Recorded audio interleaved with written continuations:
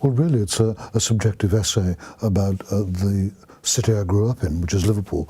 I was born in 45 and I left in 73. So it was contrasting that city that I knew and which has gone now with the new city, which I don't know at all. So it was a sort of personal essay about those two things and about the nature of memory and time. Really, the template was Humphrey Jennings' Listen to Britain, 1941. That was my template, because that's not linear. It's impressionistic, because it's not about memories, just impressionistic. And I said that's what I wanted to do. I'm not interested in what happened next, because that's not interesting. You know, I've always been more interested in what happened emotionally next, because that's something which is visceral, you know, and it's associative, like music is. You know, when a tune is resolved to its major or minor key, you feel satisfied. Why? No one's told you. You just feel satisfied because it's what your inner ears waited for. And it's the same with memory. You know, if it is done properly and it's cyclical, it's not a linear event, somehow it seems to prick other memories in the viewer. It was very difficult to get anybody interested at all until, you know, this digital departures, of which I'm very, very grateful. What it does more than anything else, it destroys your self-confidence. That's the hardest thing of all. You know, when 25-year-olds who know nothing tell you how to write a script or how to improve it, it's very difficult not to say, well, how many scripts have you written? How many scripts have you had directed? How many scripts have you directed and brought in on time, under budget? You know, and that's the hardest thing of all, because there's really nothing worse than ignorance allied with arrogance. It really is the way tyrants get into power.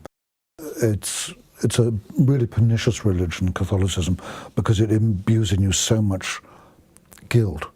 And is unforgiving about human frailty. Human frailty is seen as sin, and that I'm still coming to terms with that. I'm trying not to do that, but I examine my conscience every day.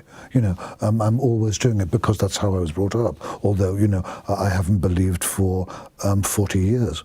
I gave up when I was 22. That's still inside of me.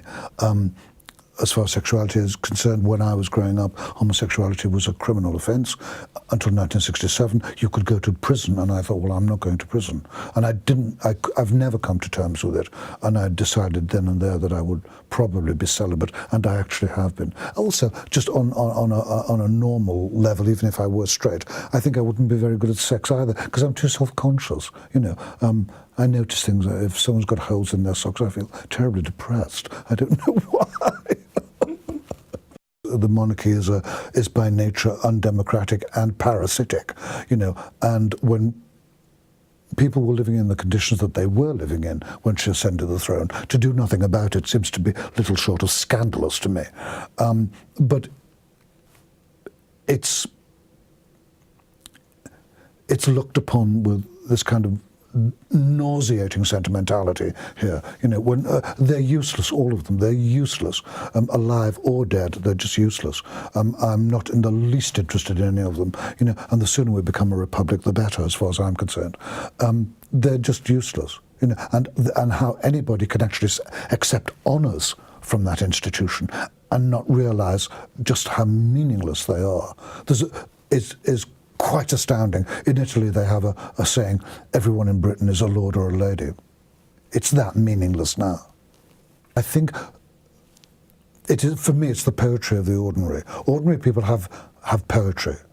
You don't have to be middle class or upper class to actually experience poetry. It's a different sort of poetry, but it has to be just as valid as anybody else's, you know. And yes, I suppose I do rather revere those people, especially the one that upsets me more than I can say is the woman who goes to the wash house and says, you know, my mother died on Christmas Eve. You know, my husband never worked. You know, I had 2 small children. My father died, but God has been very good to me.